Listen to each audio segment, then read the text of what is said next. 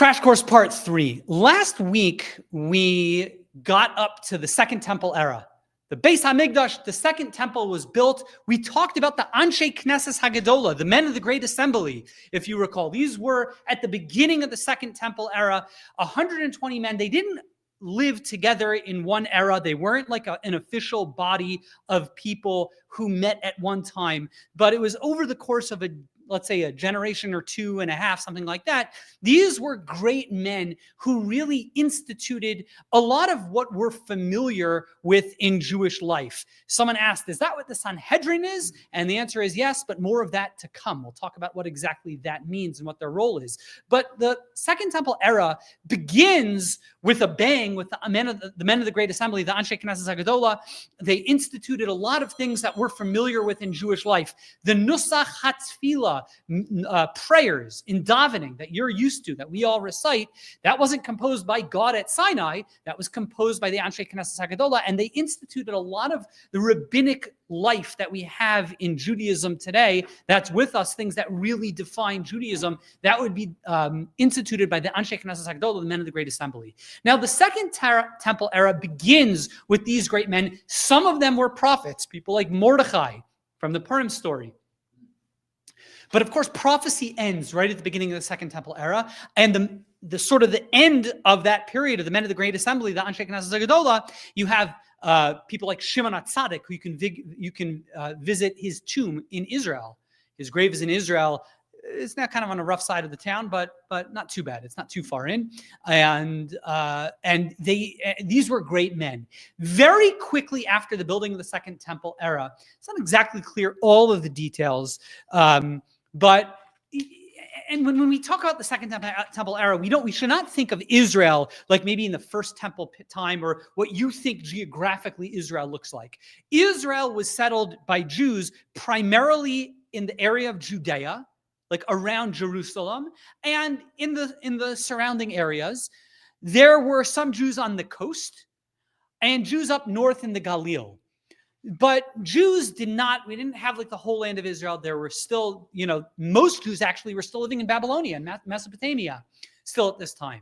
So it wasn't like the Jews, they never had during the Second Temple era, this national dominion over the land, over the entire land that we're accustomed to when we think of Israel. It was primarily in the south and north and on the coast and other areas like that. Early on, very early on, in the Second Temple era, the area of Israel and Judea as well, the areas of Jerusalem came under the influence, political and otherwise, of the Greeks. Really what started was you have Alexander the Great, one of the great conquerors in the history of mankind. Really, his influence and his conquests of the world really begin towards the beginning of the Second Temple era. And the influence of the Greeks are quite profound. As a matter of fact, you may have seen in Judaism, there are a lot of a very common Jewish name, traditional Jewish name, Alexander. Sender, Alexander. It's a very common Jewish name. Why? The story goes, I believe it's in the Talmud. The Talmud tells us that Alexander the Great originally considered destroying the Beis HaMikdash. He's a conqueror after all. It's the type of thing that he would do. He was convinced, it's a dramatic story in its own right, Shimon HaTzadik convinces him not to destroy the Beis HaMikdash, and as a way of showing homage, it's a Gemara in Yoma, as a way of showing homage and respect that Alexander the Great doesn't destroy the Beis HaMikdash, I believe it's the Gemara says that all baby boys that year were named Alexander, that were born, and once it's part of the Jewish communities, and now we name, babies after all, those babies became adults and they had grandchildren, and that's how the name stuck in the land in Israel. When Alexander the Great dies, his conquests really divide. You have the Talmudic dynasty, and then they would eventually be taken over by the Seleucid. These are the Assyrian Greeks. The Talmudic, those are like the Egyptian Greeks. It's during this time, and it should be noted, really, this is kind of what life in the Second Temple era in Israel was like. It was very, very seldom where the Jews were really autonomous. there were a couple of periods, but very short. Typically, the Jews were living, they may have had Jewish governors over the land, but ultimately, so for this first half of the Second Temple era, for quite a long time, they were subservient and they kind of had to answer to the Greeks. Now, they'd be on again, off again in terms of just how invasive and how annoying they were to Jewish life, but nonetheless, we were not fully autonomous. As a matter of fact, it's during this era as we have one of the more interesting, it's considered one of the tragedies. There's one of the days of public fasting. There are 4 days of national mourning where we fast. One of them is not too far away, is Asara B'Teves, the 10th day of the month of Teves. What happened on Asara B'Teves? Several things happened. I believe one of the things that happened on Asara B'Teves is the Talmud tells us a story where 70 of the scholars, the leading rabbinic figures of the time, were forced by the Greeks to translate the Torah, the 5 books of the Torah, possibly the Nevi'im, but I think it's really just the 5 books of the Torah, and forced to translate it into the Greek. And because of that, our sages instituted that's one of the reasons why we fast. And always struck me, why is that such a big deal? Okay, so the Torah got translated into the Greek. Why is that such a big deal? It's called the Targum Shivim, the translation of 70. You may have heard of it, it's called the Septuagint, because the Septuagint was then used and translated into the Latin, which is called the Vulgate. And the Vulgate is what is used, that's what the Christian Bible is based off of, the Vulgate. So it's really during this time where we have the early seeds of Christianity. I assume that's why our sages saw this as a dark time, because let's face it, Christianity has been, for the most part, for the overwhelming most part of its history, a very, very bad, sore topic for the Jewish people, with all the massacres and persecutions throughout history. So that takes place during this time period of the Second Temple era. Of course,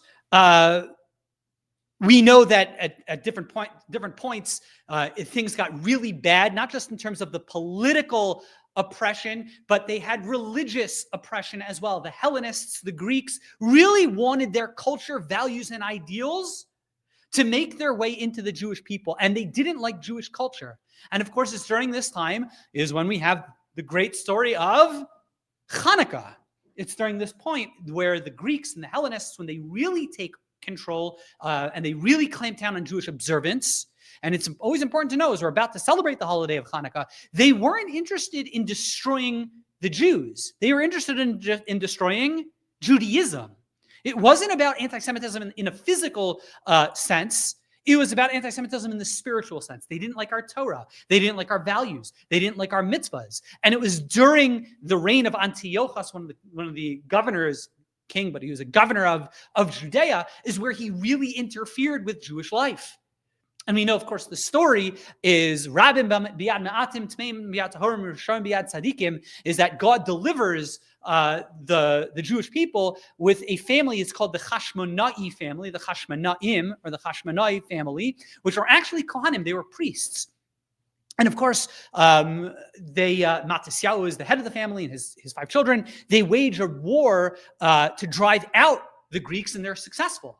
And that really represents the end of the Greek influence in the the Second Temple era. The Greeks really never came back, and the Greeks kind of left. That was really the end. And the Jews, for a very brief period, where now, as we mentioned, there were periods of autonomy, of political autonomy and religious autonomy. It was a very brief window, this is roughly the halfway point of the Second Temple era. The Jews were now back to being autonomous. And of course, we know the story with the candles and the menorah. They were able to reconsecrate and rededicate the Beis HaMikdash and relight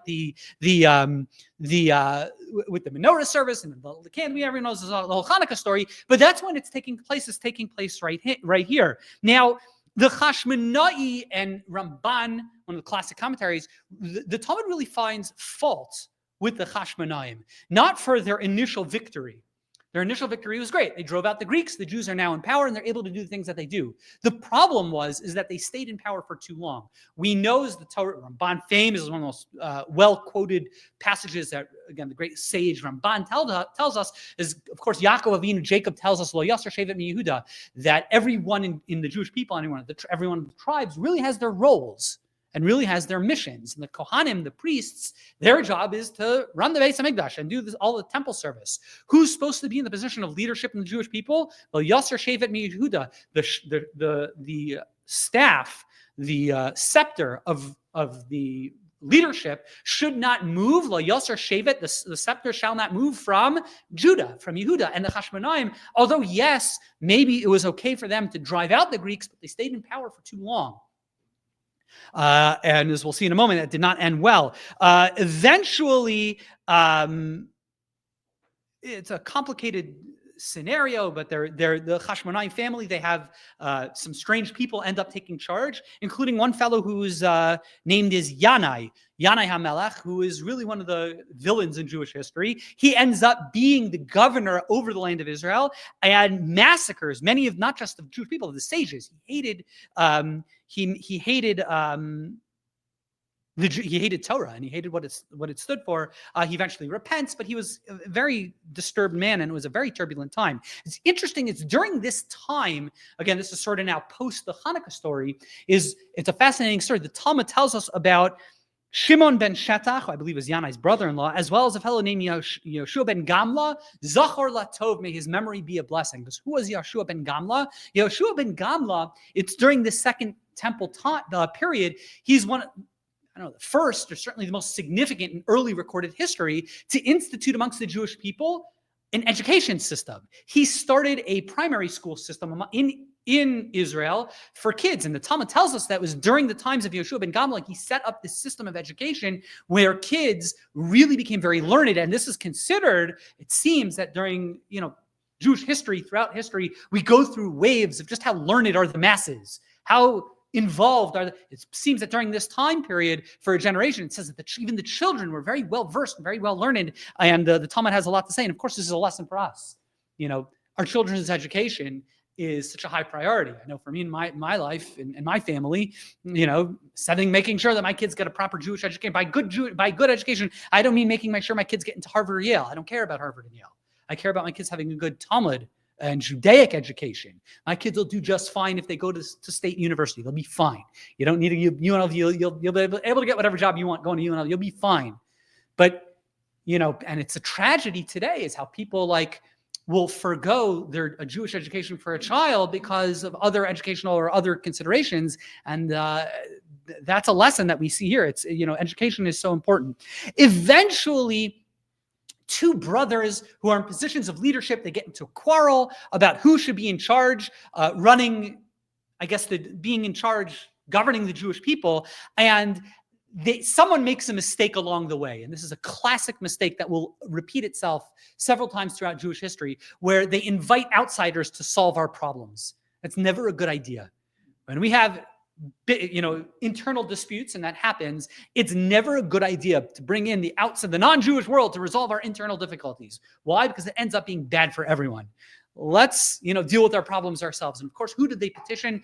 The Romans. Who are the Romans? The Romans are considered, this is in Italy. Again, they are historically as well as culturally connected to the Greeks, but like first cousins, second cousins types of things. So the Romans begins the influence of Rome in Judea in the Second Temple era, and they were invited by the Jewish people. And again, this is a lesson of, and it would not end up well.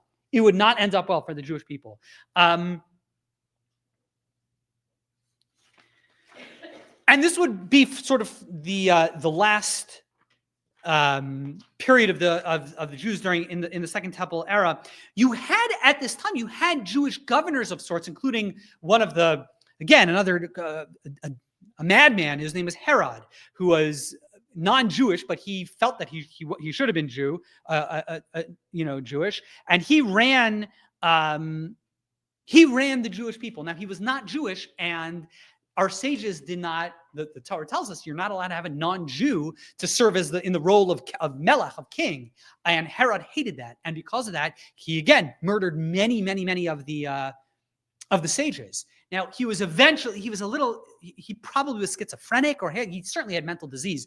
He wanted to repent for all of his murders. And I think it was Baba Ben Buto, is a classic, one of the great sages of the time. King Herod asks him, "What can I do to repent?" And Baba Memuta says, why don't you help restore the Beis HaMikdash? If anyone's been to Jerusalem, you've been to the Kotel, so you're right, you've been to the Western Wall. What is the Western Wall? Just a little bit of archaeology here for a second. The Western Wall is actually not the part of the Beis HaMikdash. It's the only part we know that's left of where the temple stood. It's actually not part of the temple. What it was a retaining wall. It's a retaining wall of the Temple Mount. Because, we know the first temple. The first temple we discussed was destroyed, and then the second temple was rebuilt. And it was bigger than the first temple. But it was King Herod who did a complete and total overhaul and renovation of the second Beis HaMikdash, of the second temple. And he made it huge. If you've ever seen the archaeological maps of how big the second temple is, that's not the second temple that was originally built.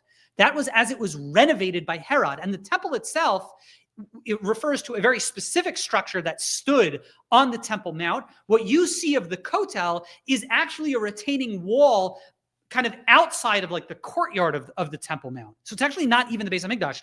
It's the Temple Mount. Now you can see, if you're ever familiar, if you ever go to the Kotel, you can actually see Herodian stones. He reused other stones that were there, but Herodian stones, if you ever go in Israel, you also in Hebron, you'll see this, but certainly in Jerusalem, these are those huge, have you ever been to the Kotel, the Western Wall, these huge stone blocks. Some of them you'll see there's an edging around the outside of them. Those, of course, are Herodian stones. And it's King Herod who rebuilds, that's not the right word, renovates the Beis HaMikdash. And he made it beautiful, and it was gorgeous, but that's not how we work in Judaism. We don't, you can't like commit a crime and then like give charity and now all of a sudden buy your way out. He's not considered a good guy in Jewish history. Now, eventually the house of the Chashman, he represented the house of the Beis Chashmonai, the Chashmonai household. And really from this point onward, the Beis HaMikdash, the temple, still stands in Jerusalem, but from that point onward, it just spirals for the next several decades, Judaism and Judea under the Roman rule. And it's during this time where we find one of the great tragedies, which is really endemic or really typifies the Second Temple era. And that's what we call sectarianism. Judaism at this point, we're not under our own rule. There are Roman governors overseeing the political elements of what's going on in Israel.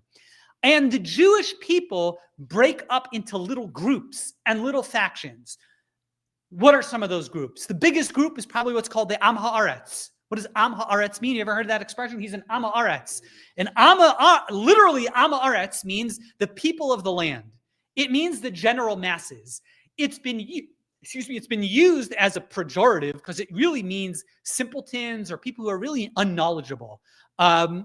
I don't know if in Talmudic time it was used as a pejorative. Nowadays it usually is. If you call someone an Am Haaretz, you mean he's ignorant. He's just like, whatever. But what it reflects is the fact is the bulk of the Jewish people were just doing their things. They're just a bunch of farmers and not really engaged Jewishly.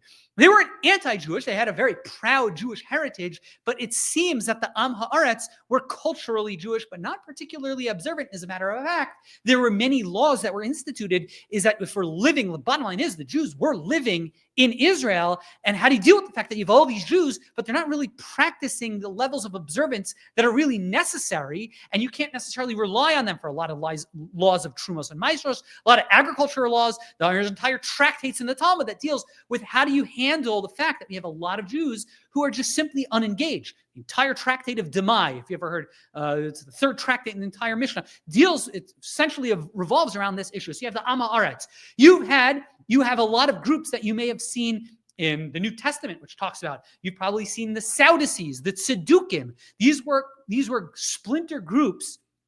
The Sadducees were led by a fellow named Tzadok, who really broke away from classic traditional Rabbinic Judaism. He broke away from classic Rabbinic Judaism. And it's interesting, it shouldn't be seen, the Sadducees were not necessarily less religious. That's not what it was. It was, they didn't like all the rabbis getting involved in Judaism and telling us how to interpret this verse and interpret that verse. And they wanted to stick to a strict letter of the law interpretation. Now, of course, that doesn't make any sense, because no matter what, you have to interpret a verse in the Torah. The Torah says, don't do work on the Sabbath. What does that mean? So you want to have one interpretation, you'll have another interpretation. So the Sadducees, that's what they did. They had the Baitusim, had a similar type of movement. The Essenes, who you may have heard, they were sort of in towards the south. If you remember the Qumran caves, the Dead Sea Scrolls, those are probably tribes of the Essenes. You had all these groups. You still had holdovers of the Hellenists and Hellenistic Jews. At this point, you also have, emerges onto the scene, you have the Christian Jews. Who are the Christian Jews? This is not yet Christianity. It's towards the end of the Second Temple era where Jesus, he's living in Judea. And who are his early followers? They were Jewish. They were not yet a new religion. They were part of Judaism. They still believed in Judaism and Torah and mitzvahs.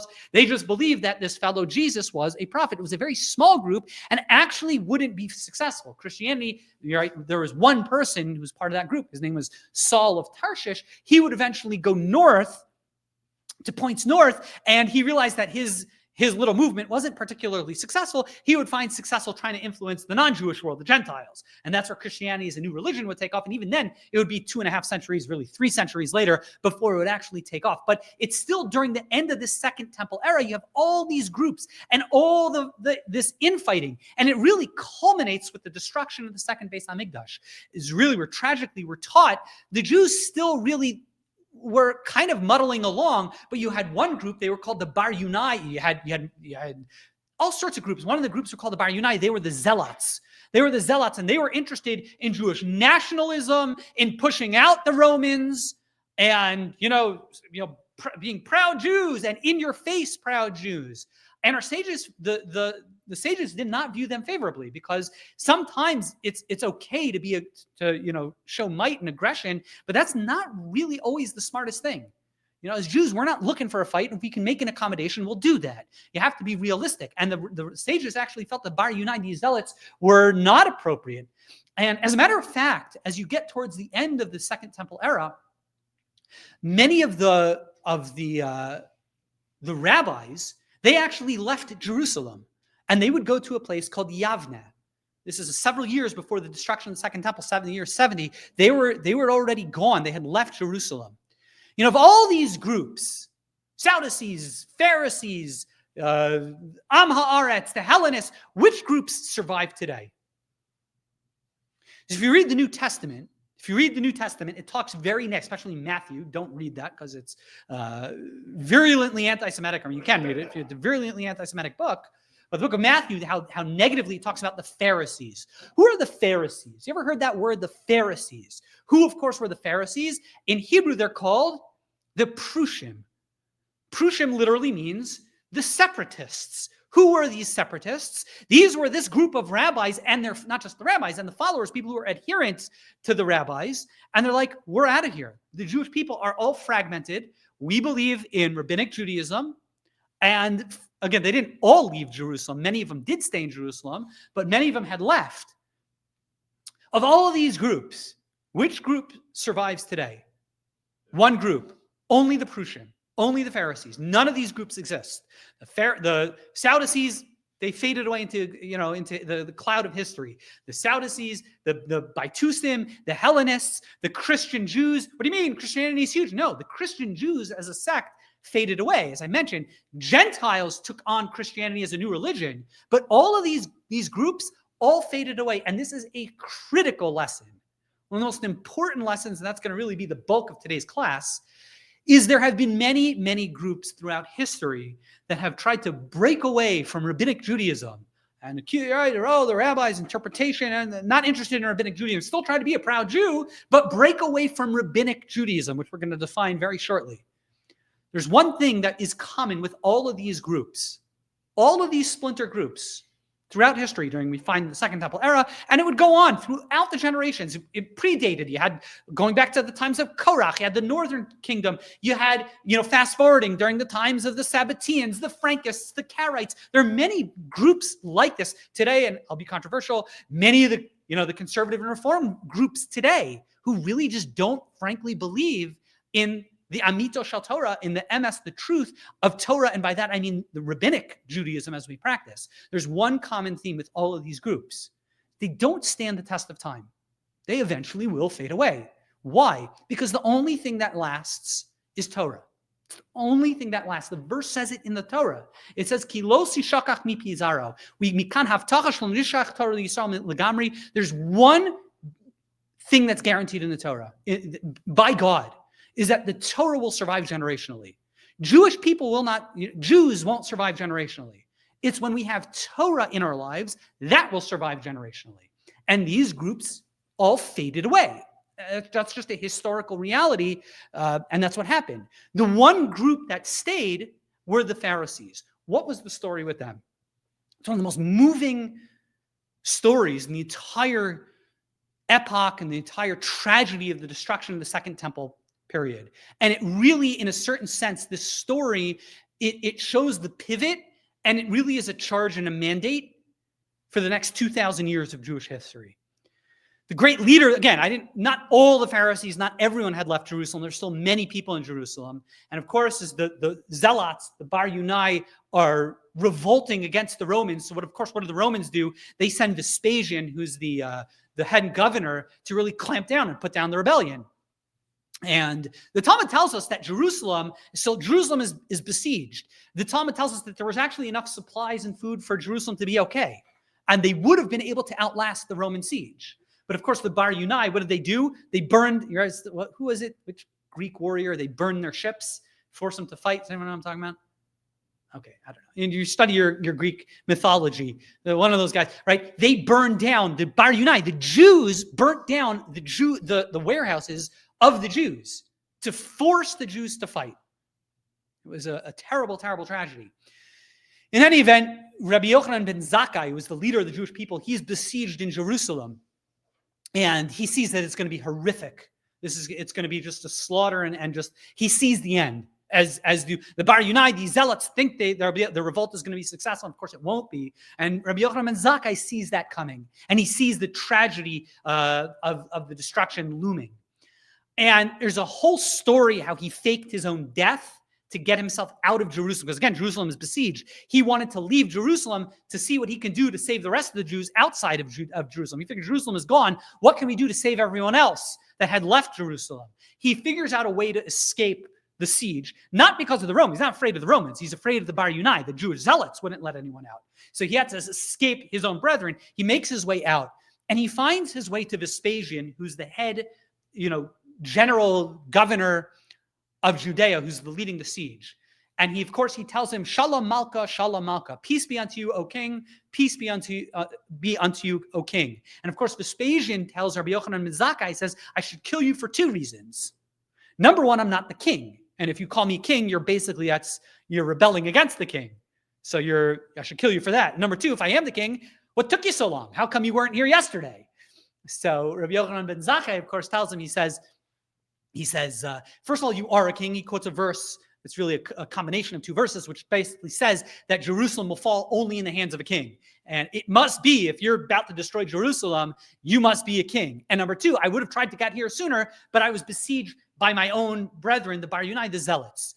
And the Talmud says, no sooner than he finished talking, what happens? Of course, Vespasian gets a knock on the door. Someone says, the Caesar has died, and they appointed you the next king. And Vespasian's taken aback and blown away by Rabbi Yochanan ben Zakkai. And he says, okay, what can I do to be helpful? How can I help you? And Rabbi Yochanan ben Zakkai says, I want three things. He says there was a rabbi who had been fasting, to save the temple and for the Jewish people. And he was incredibly ill. His name was Rabbi Tzadok. He asked, can we get a doctor, a physician, to help cure Rabbi Tzadok? He said, no problem. He said, number two is the family of Rabbi Gamliel, who was the Nasi, the prince, the Jewish prince. Can we make sure, spare their family? Why? There should be leadership amongst the Jewish people. And then it's really the first thing that he asked for. I went out of order. The first thing that he asked for, and this is the charge, and it's if we understand this in its appropriate context, it's of the most sacred words. Tein li Yavne v'chachomeha. Give me Yavne and its wise men. Jerusalem, that can go in ruins. The Beis HaMikdash can be destroyed.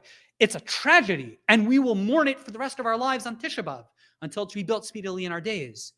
We can have holocausts. We can have expulsions. We can have tragedy. We can have October 7th. These are horrific moments in Jewish life. We can't survive without Yavne v'Chachameha. We cannot survive without the Torah. Yavne v'Chachameha, Yavne and its scholars represents the Torah. The people who are going to make sure that there's Torah for the Jewish people. If they're extinguished, there's no hope. Tainli Yavne v'Chachameha. Of course, the Vespasian ends up leaving. He does become the Caesar, and his son Titus takes over as the governor general in that area. And of course, Jerusalem is destroyed. The Beis Hamikdash is destroyed. Meanwhile, what happens in Yavne? You have a flourishing of Torah scholarship. And it's during this time, the next generation or so, you have the great scholars and the great sages of the Mishnah. And I want to take a few minutes to describe what is the Mishnah. The Mishnah is, we've been talking about Rabbinic Judaism. What is this? Who were these people? What were the Pharisees? What is it all about? And that's what I would like to discuss for probably the balance of this class, to go through the history of the Mishnah, what it was, and as well as the Talmud, which again is going to be of the most sacred verses in the Torah. You know, we have a lot of mitzvahs. The Torah has all sorts of rules and laws and messages. Question. The Torah says don't do work on Shabbos. We use that as an example. How do you define work? So you might have your definition. I might have my definition. A third person might have his definition. How do we arbitrate? What's that? I'm sorry. Yeah, so that's where we're going to drive to. Yeah. But I want to kind of reconstruct what it is. So the Torah says, it says in the Ten Commandments, don't do work. Okay? The Torah says put on tefillin. That's all it says. What are tefillin? Does anyone say there's no pictures? If you open a Torah scroll, there are no pictures. How do you know what these things are? Question number one.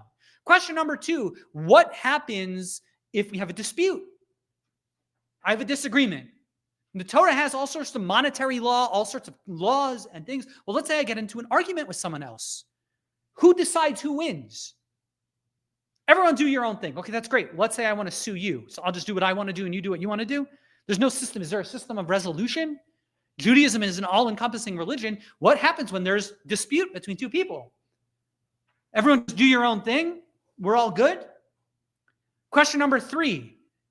If you really think that by living the Torah, everything will work, it's a misnomer. It's a mistake to think that the Torah is a system that's written for society to function. There are no speed limits in the Torah, for example. Does that mean the Torah is against speed limits? Society needs laws. The Torah has many laws and lessons of interpersonal relationships. But the Torah isn't necessarily, is that it? That's all? Just do the Torah and the little strict letter and law and that's it? So the truth of the matter is the Torah actually answers all these questions very, very clearly. The Torah tells us very, very clearly in Deuteronomy, Devarim, Yud Zayin, Deuteronomy 17.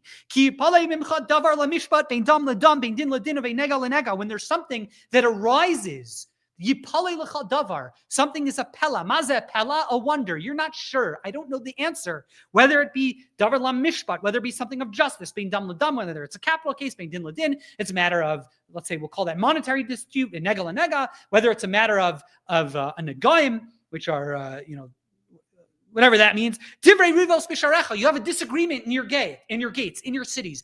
You can't get to a resolution. What do? You shall go up to the place that God will choose from amongst your nation. What's that a reference to? Jerusalem, which is going to be the place that God will choose. What do? You should go to the Kohen, the Levi, and the judges. The judges who are going to be there at those times. They're going to investigate. You're going to tell them what the problem is. And they will tell you what the answer is. The Torah is saying you go to a court. Who is this court? These are people who are these are people who are sitting at, in Jerusalem. Thus, now listen to this. You shall do according to the law which they teach you. You shall do everything that they teach. According to the law that they teach, and according to the judgment that they say, you shall do. Lo sasser, this is God talking. Lo sasser min hadavar, do not deviate from the matter. Do not deviate from the matter which they tell you, right or either to the right nor to the left. Now listen to this, and I want to explain. We want to explore what this verse means. And the person, if a person wantonly, willingly, knowingly, flagrantly, he performs the vilti shema ala kohen ha'omen l'shari sham. If a person deliberately says, I'm not listening to that judge. You shall put him to death. And get rid of this evil from the Jewish people. The entire nation should take note. Does that sound a little harsh? Guy doesn't listen to the court, we put him to death? That seems a little harsh. So you have to understand what's going on over here. You have to put it into the right terms and make sense out of this. Imagine you have the following scenario. I'll go to our example that we had earlier, speeding. You're caught speeding and go in front of the judge. Judge says, you have to pay, why were you speeding? And he said, I don't know. It was late at night, no one on the road. I was in a hurry. I was hungry. I was speeding. So what does the judge say? The judge doesn't say off with your head. Whatever, $250 fine. 2 points on your license, whatever it is. Guy number 2, same thing. He's caught speeding, comes before the judge. Judge says, why were you speeding? And guy number 2 says, because I don't think you or the police or the state of Nevada or the United States of America has any right to tell me what to do. You know what I would say to that guy? Being extreme, in a real extreme situation, off with your head. Because we're not punishing you for speeding. That's treason. You can't have a system of law where people say, I'm not listening to the court. Again, depending what's going on. But in an extreme, if a person says, I don't accept the jurisdiction of the king is going to say, off with your head. That's not, if you violate a law, of course, you got to, you commit the crime, got to do the time, whatever it may be. There's punishments and consequences. But if a person says, fundamentally, I don't believe in the authority, that's a breakdown of law and order. That's anarchy. And anarchy is the worst possible way of, keeping societies together. It's horrific. If you go to, societies of anarchy, that doesn't work. And that's what the Torah is saying. It's an important thing. The Torah is telling us there is a system of justice and a judicial system within the Jewish people. And indeed, Rambam, of whom more next week, explains what this judicial system worked like. Basically, the way it worked is there were judges who were appointed. Now, in order to be appointed, there's a whole discussion, not for today, but in order to be appointed a judge, you had to get what was called smicha. To call it rigorous would be the understatement of the year. These were people who originally were appointed by Moshe Rabbeinu, Moses. If you talk about the Anshe Knesset Hagedolah, the men of the Great Assembly, these are all people who were judges, who were qualified and appointed to be in those positions. There were judges that served on the local level. So if I want to sue you because your cow gored my ox, which was apparently a common occurrence during Talmudic and Mishnaic times and biblical times, so I would sue you, and you would go in front of the Beis Din, a judicial panel, and they would issue the ruling. There were regional courts, higher courts, which dealt with matters of, let's say, capital punishment, more like criminal law. Those are regional courts. Those were panels, whereas the local courts were panels of 3. The regional courts were panels of 23. And then there was called, and that was great. Then there was called the Supreme Court, or what Rambam calls the Beis Din Hagadol Shebiyushalayim, based on the verse that we just read. Talks about you should come to Valvisa. It was called the Beis Din Hagadol Shebiyushalayim, the Great Court in Jerusalem. It's called the Sanhedrin. That's an Aramaic term. But it was called the Beis Din Hagadol Shebiyushalayim. It was the Jewish Supreme Court. The way it worked was not that if you were found guilty of a crime or guilty of whatever, there was no right of appeal. If you were found guilty, that was it. If the courts didn't know the answer, so then the courts, or the person who petitioned the court and was given on the lower courts, was given an I don't know. So then they would go up to the Supreme Court, to the Beis Din Hagadol Shebiyushalayim, the Great Court in Jerusalem, and they would issue their order, and their ruling was final. And Rambam explains, Beis Din Hagadol Shebiyushalayim, that central court, that Great Court in Jerusalem, him ikar Torah Shebal Peh. If you want to know, how do you translate the Torah? So we know, of course, fundamentally, when you talk about the Torah, God didn't just give Moses at Sinai. We don't just have the written Torah, but there was an oral tradition of the Torah as well. The Torah Shebaal Peh is what is the foundation of Judaism. You can't have the Torah, the written Torah, without an oral tradition. God said, what are tefillin? God showed Moses a pair of tefillin. And Moses taught Moshe Kibbutz Torah Sinai. Moshe accepted the Torah at Sinai. Yeshua, he taught it over to Joshua. And actually, the Talmud tells us he actually told it to Joshua. And then it was taught 4 times. All the Jewish people were taught. And then it was from Yeshua to Zakanim. And then it went to the Zakanim, the elders, Anshe Knesset Hagadola. There was a whole chain of the Masorah, of the tradition. We have an oral tradition of what all of the things in the Torah mean.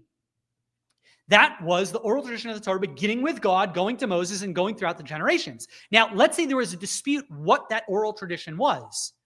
I seem to recall my rabbi telling me that tefillin are purple. Jonathan seems to remember his rabbi telling him that tefillin are black. Well, what do? Who wins? Do I wear purple and you wear black? Rambam tells us no. He says, what were the responsibilities of this Beis Din HaGadol Yerushalayim? Number 1, they had 3 rules. They had 3 responsibilities. Number 1 is they had the responsibility of bearing the Torah Shebaal Peh, the oral tradition of the Torah. And if they said tefillin was black, you, me, and everyone were now bound by their tradition. So even though you had a different tradition, well, we can't have everyone just following their own traditions. Now you're going to have multiple religions. You have to have a final arbiter, the Supreme Court.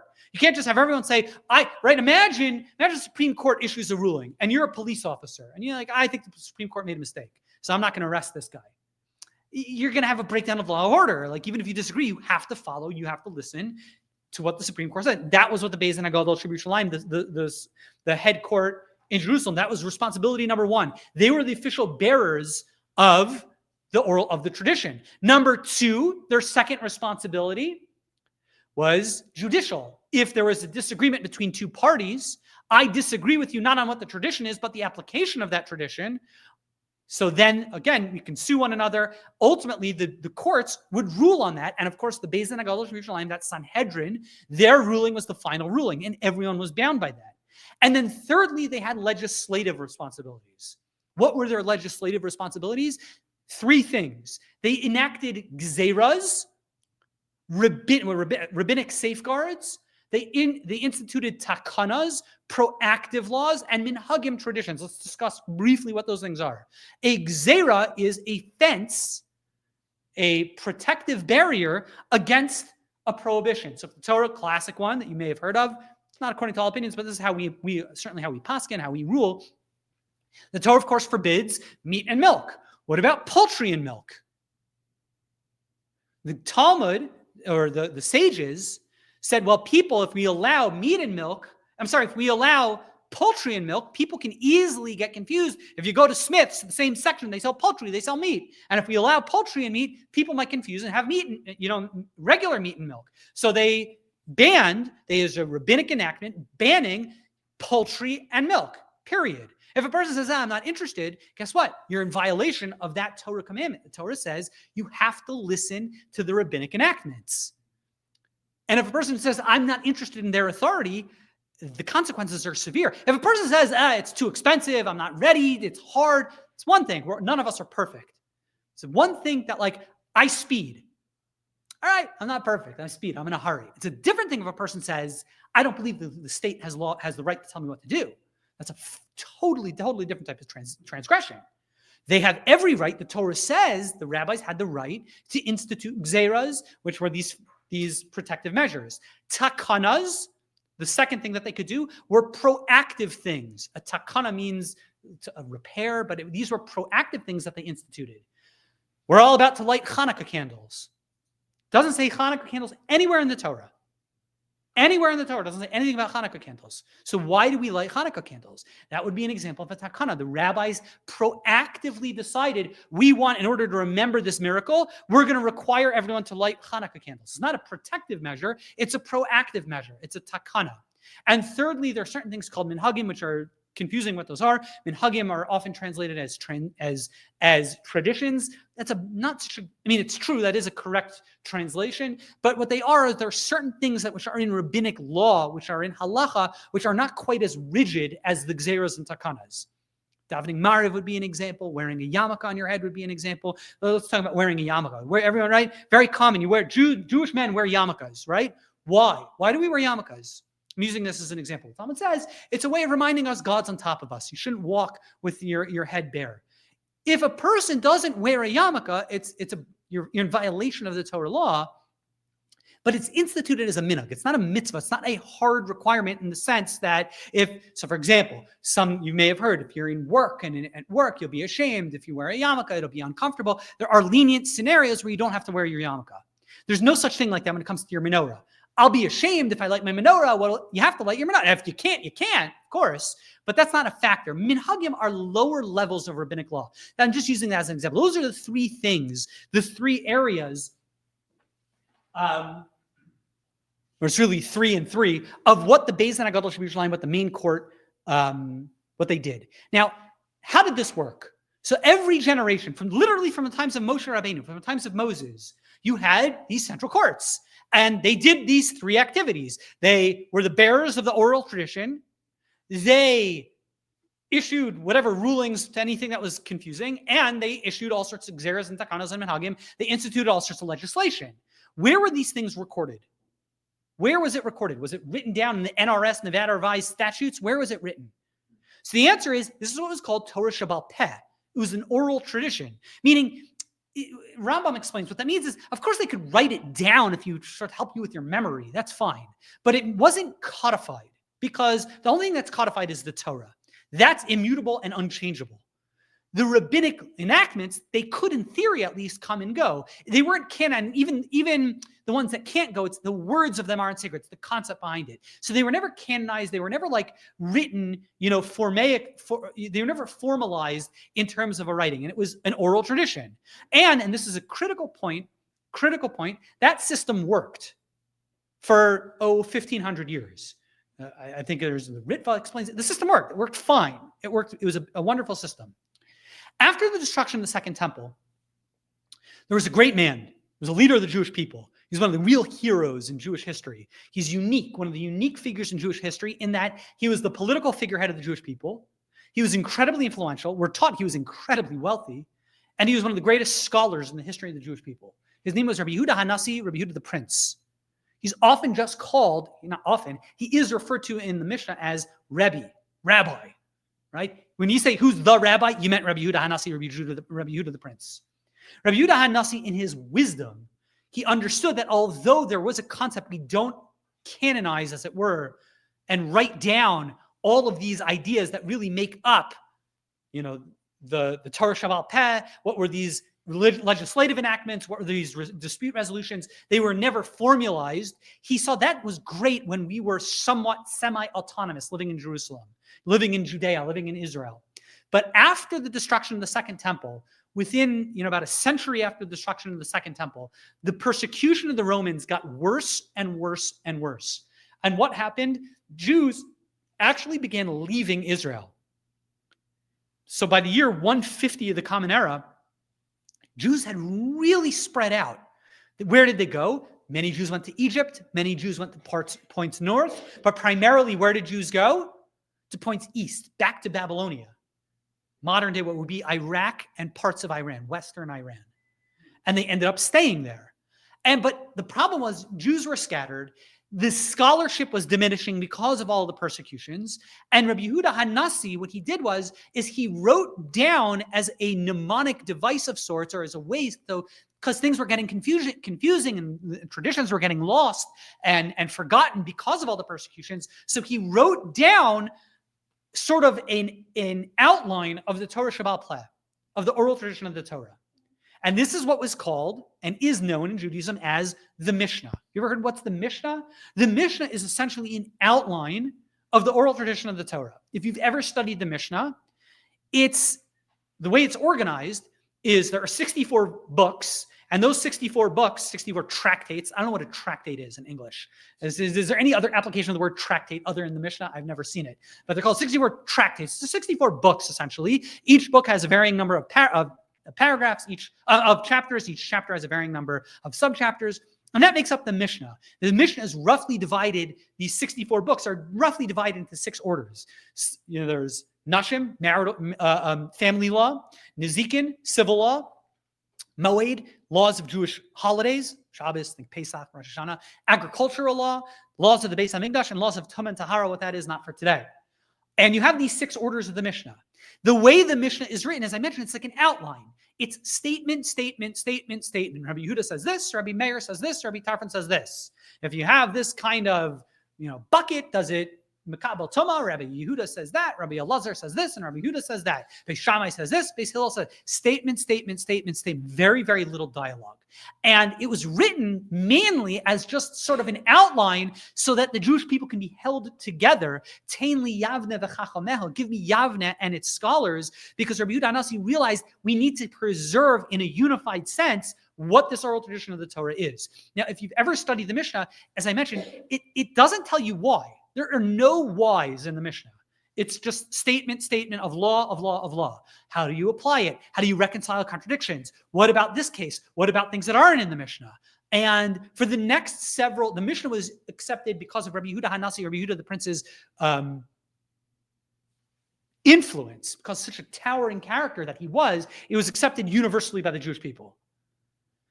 During this time, he still also, and in the Mishnah, what did the Mishnah had? It had all of these issues of all the rulings of the Beis Din HaGadol Shebirushalayim, of the central court, which was still somewhat functioning.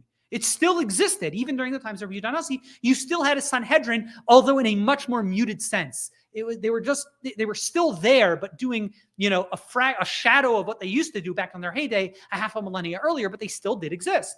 And the Mishnah really it's an outline of what all these rulings are, what all of their rabbinic enactments are. If you want to know where Hanukkah comes up, it's actually even there. It's barely in the Mishnah, here and there, and all of those things. The next 4.5-5 generations of scholars then debated the Mishnah, trying to explain the Mishnah, reconcile contradictions, have better understandings and questions, and they really debated in the great academies, primarily in Babylonia, but still to a lesser degree in Jerusalem. They debated these issues.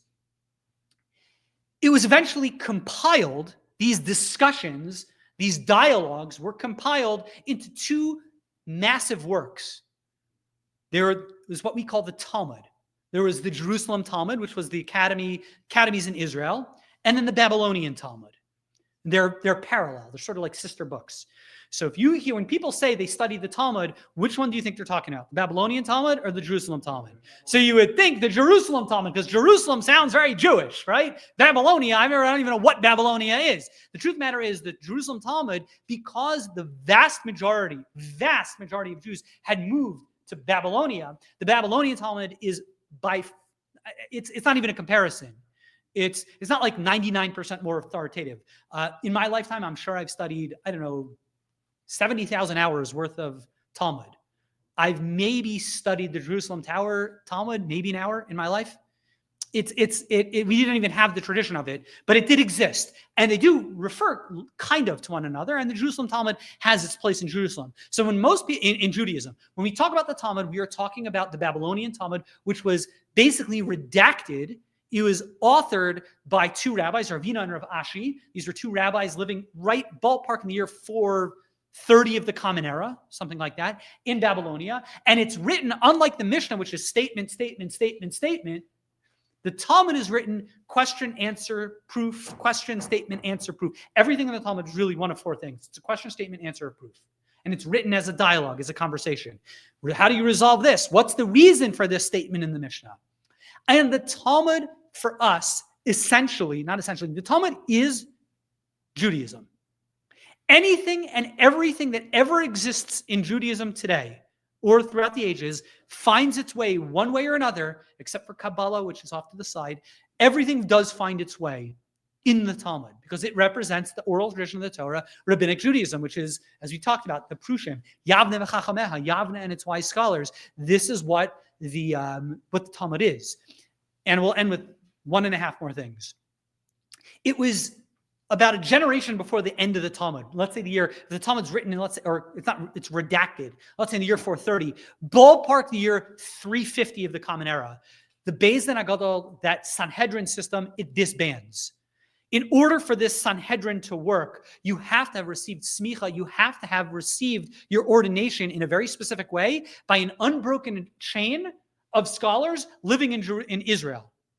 By the year 350, the Roman Empire, really that's really the birth of Christianity. Jerusalem, Israel, there were functionally no more scholars left. And the chain of smicha, of this ordination, ceased to exist. And it possibly could come back, according to most opinions, it can't come back to the times of Moshiach until the final redemption. So the Talmud really represents the oral tradition of the Torah, but contained within the Talmud are all these enactments, all these rulings, all these issues, all these decrees. They are found in the Talmud. And all of those issues, let's say the rabbis made a rabbinic enactment. Could they undo it? The answer is of course, but you had to have an equal size. You had to have a Beis Din who also had that kind of rabbinic ordination. Once that ordination kind of ended in the year 350, all of the enactments were kind of frozen in time and have been frozen in time till today. Why don't the rabbis just get up and solve whatever problem that exists in 2024? The answer is we can't. We don't have the authority. Which really is, and this is where we're going to end as we prelude for our next class. So the question is so how do we resolve our issues now? For the last 1,500 years, when Jews have disputes or uncertainty or questions, it used to be you would petition the court and the Beis Din HaGadol Yerushalayim, the Sanhedrin. They give you your answer, and that was it. Shalom al Yisrael, peace unto the Jewish people is great. Well, we don't have that anymore. So what do we do? So for that, you're going to have to come to our next class where we're going to discuss the emergence of Ashkenazic and Sephardic Jewry. Ever heard of Ashkenaz? I'm an Ashkenazi, I'm a Sephardi. What does that mean? We'll talk about where that comes from and the significance of that. And that really will help explain how nowadays, and for the last 1,500 years of Jewish history, how did Jews live? Under what jurisdiction? Under whose auspices? Under whose authority? So that'll be next time we meet. I want to thank you all for coming. Any questions?